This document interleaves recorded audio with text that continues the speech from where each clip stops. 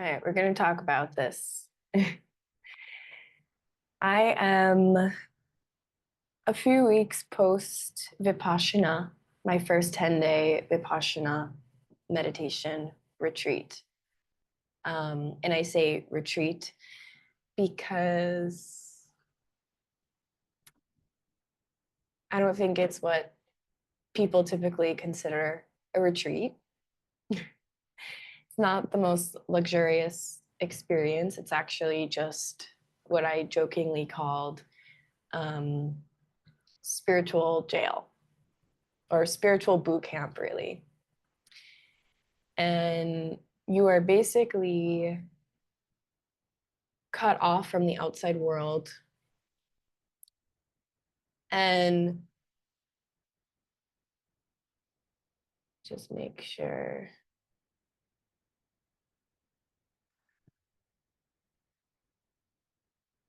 you have no access.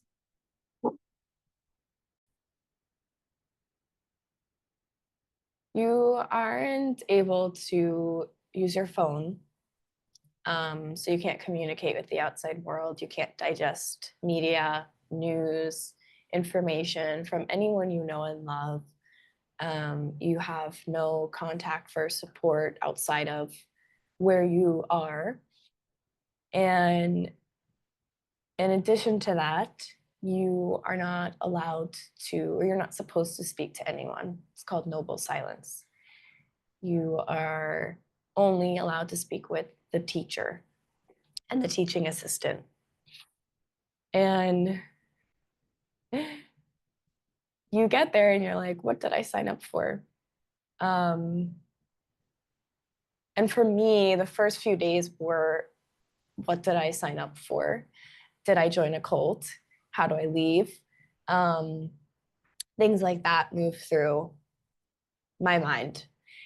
And one of the things that happens when you are completely disconnected, without your phone, without really being able to speak to anyone, is you see where your thoughts go and where your mind goes. And it's insane, the things that you come up with, the places you go. That's just one aspect of the Vipassana. That's just the disconnecting aspect, which I actually grew to love. And I didn't want it to end. I was afraid to look at my phone. I didn't want to communicate with anyone by the end. I didn't even want to talk to anyone around me. I didn't really want to break noble silence. There were times that I did throughout it, but at the end, I didn't feel like talking to anyone. And being disconnected was actually like the best thing ever. It was the most calming, therapeutic, beautiful thing because it allowed me to connect deeper to myself. And I think that's a big part of why it's done on these Vipassanas. The meditation itself was the other challenge. It was unlike anything I've ever done before. I'm a yoga teacher. I teach somatic work, especially for grief and trauma victims. And I thought I've gone pretty deep in my journey with my own grief and trauma. And this is a very grounding experience because it was like, no, bitch, you have not. And there are places you still need to go. And I knew this already. And I actually this year was looking for like a hypnosis guide or someone who really can help me go to these traumatic events that I experienced with the loss of my mom. But I never pulled the trigger on any of these healers. And so when I came to Vipassana, I wanted clarity on where I was headed. I wanted to know, what am I doing with my life? Who am I? Where am I going? What's good for me? Thinking about the future. Vipassana took me to my past. Vipassana said, no, you're going back. We're going back in time. So that's what happened.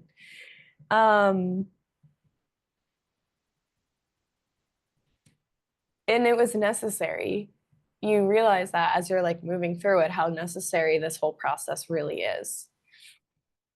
So I think like the fourth night, I had really felt like I had joined a cult.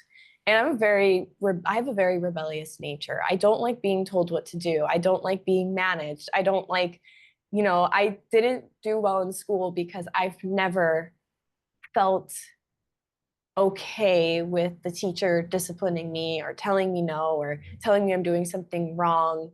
um, I'm a very like independent person. So to have the teacher on the Vipassana, tell me things that I was doing wrong, but in a very gentle way, I started feeling like I was being controlled, which is a trigger that I have.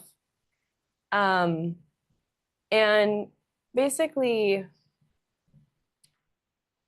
I was in my room, and this isn't really funny, but I'm laughing about it now. And I was in my tent essentially. And I started thinking about, because again, your thoughts go crazy. I started trying to plan my escape from this cult that I was in. And I actually started to imagine myself running away. And as I was lying in my bed, I pictured that the cult leader tackled me down into my bed and stuck a needle into my arm to knock me out. And from here, I started to have a flashback to when my mom was in the hospital for the last time, but I was in her perspective. I was in her body. And I was her when she was battling the doctors to not put a breathing tube down her throat. As they basically put her hands down and tied them up so that she couldn't resist. And I was in her perspective. And from there, now I'm crying. This is part of the healing. From there, I was actually experiencing my mom dying from her perspective, with me by her side in the hospital, saying my last words to her, not really being sure if she could hear me or not. Um, and I was experiencing her last moments being on this earth, which were pretty insufferable. And I went down like a black hole in my bed this night. I was crying, sobbing, trying to make sure I wasn't crying so loud to wake up the people in the tents next to me. And I was feeling the pain of my mom. I was feeling the suffering of my mom so deeply. And I don't go here very often because it's really hard to go there. But over time in this Vipassana, I realized that a lot of my samkaras, which is the misery and suffering that is stored in our body, that comes up in triggers and irritations and things like that, a lot of my samkaras were my mom suffering towards the end of her life. So I I realized I have been holding on to my mom's suffering and not letting it go. My mom's suffering with her cancer specifically, with all of the trauma that she went through, her body went through. I realized how connected I was to her suffering, that when she suffered, I suffered as her daughter, because we are and always will be and were so connected. And I felt it all. Everything she went through throughout her experience with cancer, I felt every single bit of it. I even knew when she was diagnosed with leukemia, I knew that something bad happened without her having to tell me. That's how connected. Like, that's the mother-daughter bond. Even if you don't have a good relationship with your mom, there's still a connection there. And it was eye-opening to see how connected I had remained all of these years to her suffering, and how much it has shown up in my today life without even like consciously recognizing it and realizing it. So that's what woke up inside of me during this Vipassana, was realizing how much of her suffering became my suffering. It was almost like when she passed away, after all the stuff that we went through, after all the things that her body went through, it all kind of just stayed with me, and it became a burden on my shoulders. And there was an aspect of closure that I was craving and not receiving with the way she passed away. And that I realized I never will truly, fully get. And this Vipassana taught me to have compassion for the doctors, big pharma, the people who really, truly tried to save her, but really did not save her.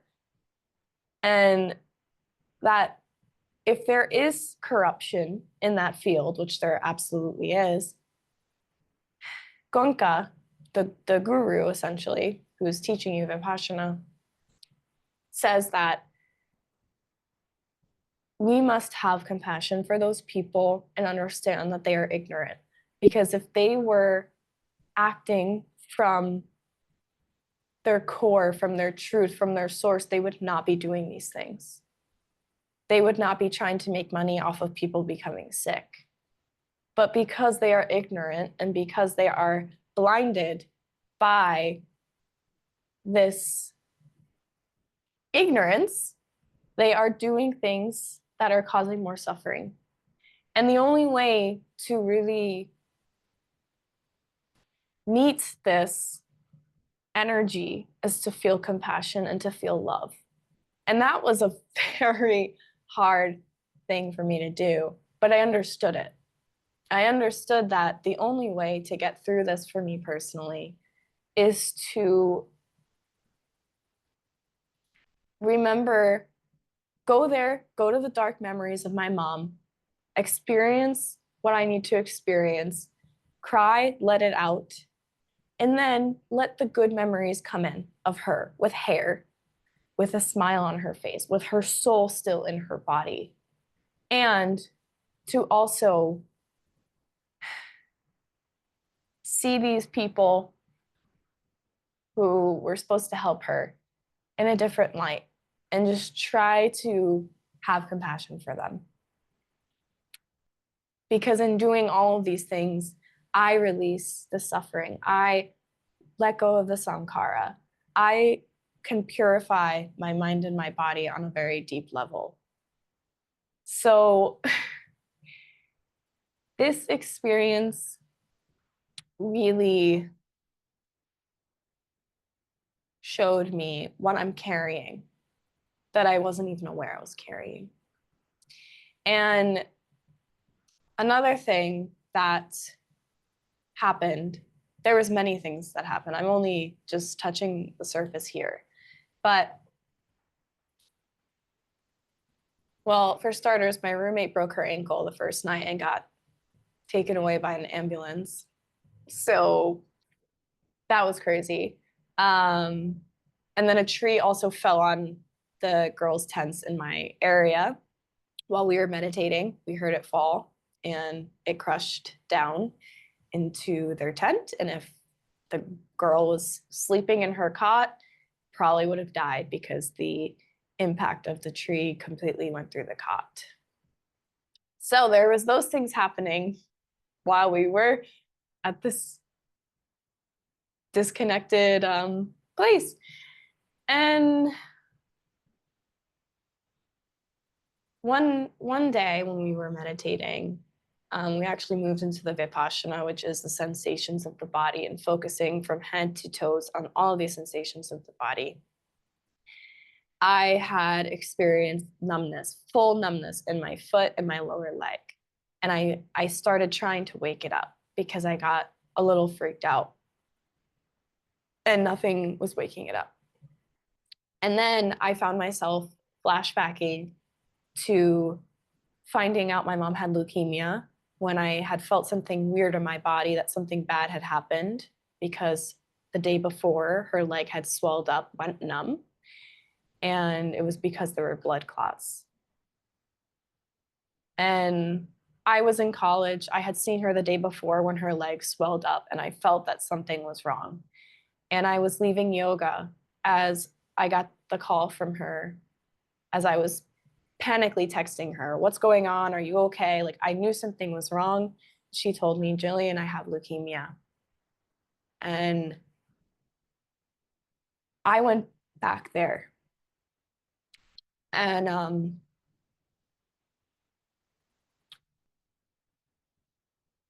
that was when her second cancer started. I mean, it was probably there for a while, but the treatment of it and moving through it all began at that point. And I was actually flashbacking to my mom's perspective of telling me that she had leukemia. So everything, I was going back to her perspective instead of mine, feeling her suffering, what she went through. And I ran out of the meditation hall crying my eyes out. Again, processing all of this trauma that is still living in my body, that is coming out through these scanning and these sensations of my body parts. And everyone has a different experience. You know, I opened up to people about this, and some guy was just said the most absolutely like unnecessary thing to me. He said, "I think you did the technique wrong." And I said, "If you have never been through the grief and trauma that I have been through, you cannot tell me how I should experience this thing. I experienced it exactly how I needed to, exactly how it was supposed to happen." Are we supposed to be scanning the sensations and not responding to them and reacting to them? Sure. If you've been through insane amounts of trauma and grief that you're carrying, you're going to cry. You're going to have an emotional reaction if it's still really deep. And that's just what it is to release and move through and not let these things hold on to us so tightly. Right? So some people didn't go as deep as I did. Perhaps they haven't been through the same things I have been through. Some people just, were able to do the technique and sit there with all of it and not move. That wasn't me. That was not me. And I really feel like with these experiences, you get what you're supposed to get. You don't get what you intend to be there for. Setting intentions is kind of funny because, like in yoga and all these things, because you really get what you need. You don't get what you're craving, which is something Gunka talks about as well. No craving, no aversion, equanimity, remain equanimous. You get what you need. You get what you're meant to receive. And one can argue that I shouldn't have reacted, but I'm human. I'm human. And these things are still very real. And there are sensations in my body that I did not react to. But some parts of the body really hold intense trauma and they're going to come out. And I'm so happy that I cried. I'm so happy that I went there so that I could see the truth of where I am today, of why I'm here today, of what's really going on within me, of what I'm holding on to. It was so valuable for me because of that, because I was completely removed from distractions, from my daily life, from all the people who typically support me when I'm going down that rabbit hole, who take my mind off of what I'm moving through. I was disconnected from it all so I could go there. And I think what Vipassana was teaching me was that I need to go here, which I already know this, but on a very deep level, I need to go here so that I can keep going this way, so I can keep moving forward. I need to go here first. There's still stuff that I need to work through, move through, address, get closure on so that I can keep going. And ultimately, I left this experience so just like, I mean, I was overwhelmed because they have you, talking to everyone again. And you're like, how do I socialize? I literally was like, I don't know how to talk to people. And I don't really want to talk to anyone.